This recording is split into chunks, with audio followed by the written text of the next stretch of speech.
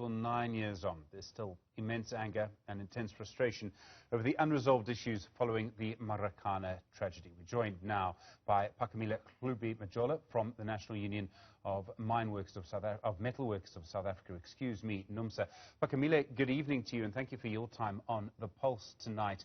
In a way, the story of Marikana is a story of economic apartheid.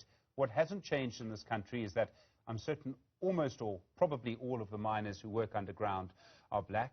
Almost all, probably all, I think almost all of the people who work in factories for very low wages are black. Some things just haven't changed in this country.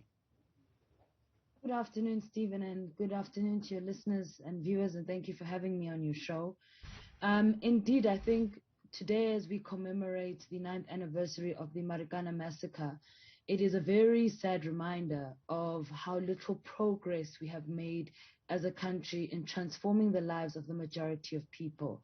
And as you've correctly stated, when you look at mining as a sector, for example, those who are working the lowest paid jobs, those who continue to be economically marginalized, those who are living in informal settlements, denied of basic services and quality of life, continue to be black.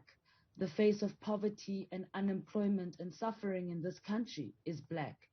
And it's a very, very poor indictment against the governing party for their failures to transform the majority of people's lives.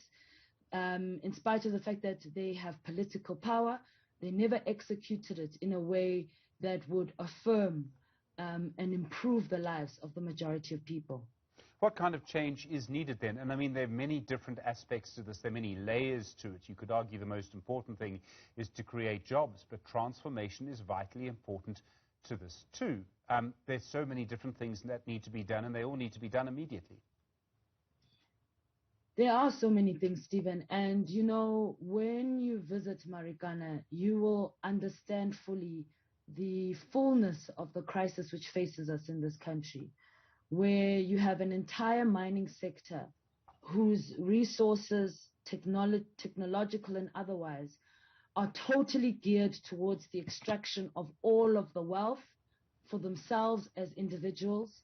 And that wealth has not in any way been spread out to the community, to the surrounding community from which it extracts all of these minerals.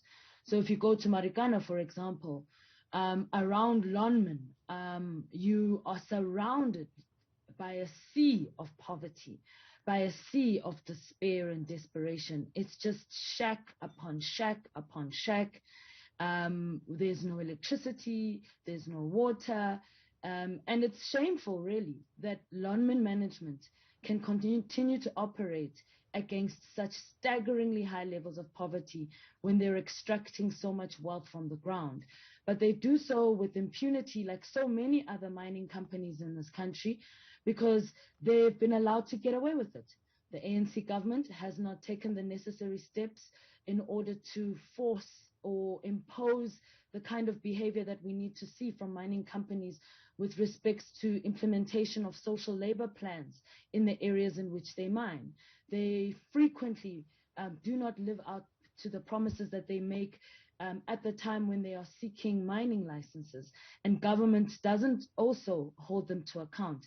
And we should not be surprised why that's the case, Stephen, because when you look at the shareholdership or those who are owners of many of these mining companies, you will see familiar names from the ANC NEC, who sit as shareholders in mining companies, who reap major profits from these companies, but do not drive any kind of transformation or developmental agenda for the benefit of the local community.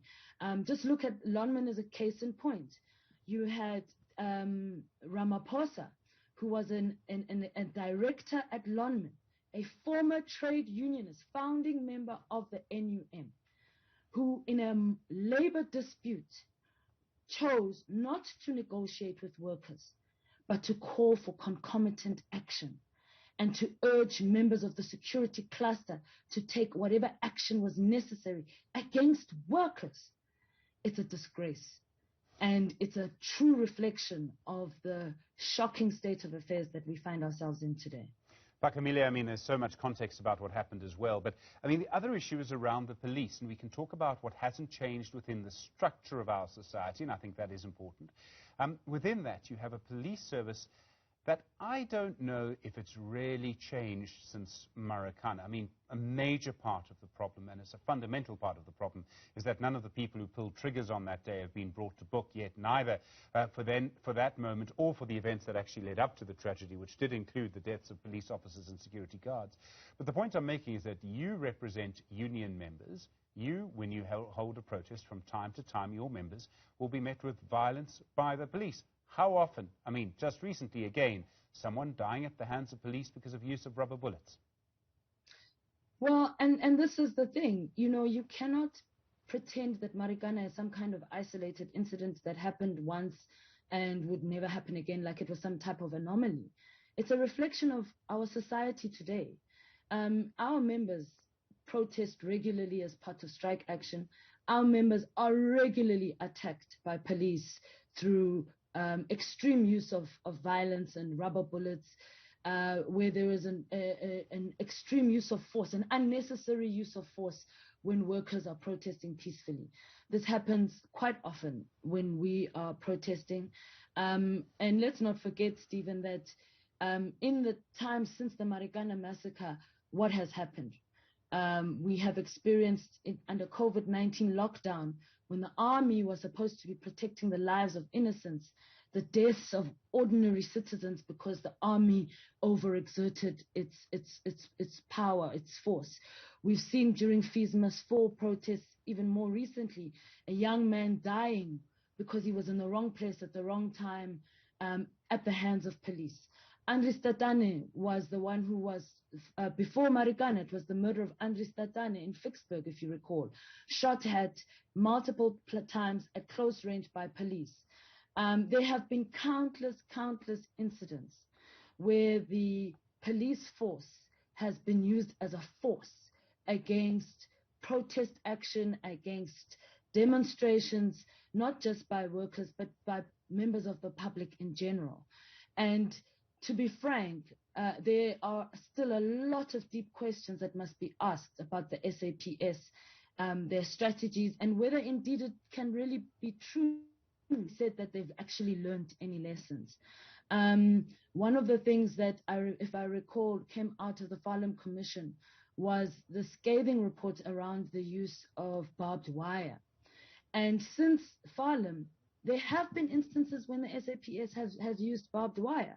So I do think that there is not enough analysis or perhaps not enough that's being done to ensure that those who committed the crimes that they did, certainly at the highest level, were held accountable. And because you didn't see accountability at the highest level, it's difficult to expect any kind of real change on the ground. Phakamile Hlubi-Majola, thank you very much indeed. Spokesperson for the National Union of Metalworkers of South Africa, NUMSA.